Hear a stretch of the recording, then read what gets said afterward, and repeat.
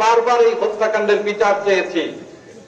আমরা পুলিশকে বলেছি, আমরা আইন শৃঙ্খলা বাহিনীকে বলেছি, তারা বিচারের নামে প্রহসন করেছে, তদন্তের নামে প্রহসন চালানো হয়েছে।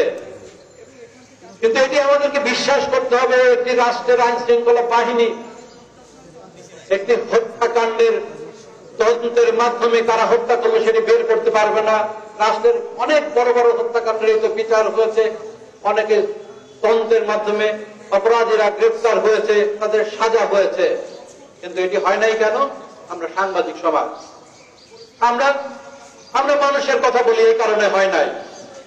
আমরা যে কোনো অন্যায়ের বিরুদ্ধে বলি, যে সরকারি থাকে সেই সরকারের বিরুদ্ধে সরকারের অন্যায়গুলো ধরিয়ে দেয়, এই সাংবাদিক সমাজের কাজ, সেটি আমরা করি। তাই আমরা সবার চক্ষুসুর, যে সরকারি আছে সেই সরকারি সাংবাদিকদের তার প্রতিদ্বন্দ্বী মনে করে। আর এই কারণে সাংবাদিকরা তারা নির্যাতনের শিকার হয়, হত্যাকাণ্ডের শিকার হয়।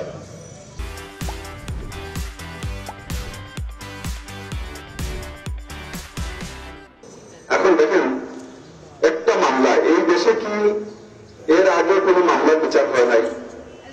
মামলার বিচার হয়েছে, এমনও হয়েছে যে 3 মাসের মধ্যে সব মামলার কার্যক্রম শেষ হয়ে গেছে, এমনও মামলা আছে।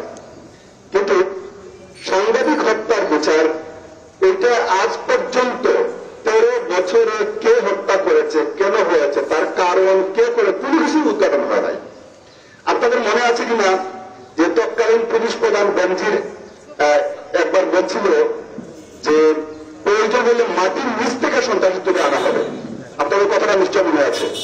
তো যে পুলিশ প্রধান মাটির নিচ থেকে সন্ত্রাসী তুলে আনার খুঁজে বের করার ক্ষমতা রাখে, সে সাংবাদিক হত্যাকাণ্ডের হত্যাকারী খুঁজে পায় না। বিগত 13 বছরে যে সমস্ত স্বরাষ্ট্রমন্ত্রী আহ্বান দিয়েছিলেন যে 24 ঘন্টার মধ্যে সাগরণী হত্যাকাণ্ডের বিচার হবে, 48 ঘন্টার মধ্যে হত্যার বিচার হবে, কিন্তু সেই হত্যার বিচার হয়নি। তাহলে আমি বলতে পারি অতীতের সকল স্বরাষ্ট্রমন্ত্রী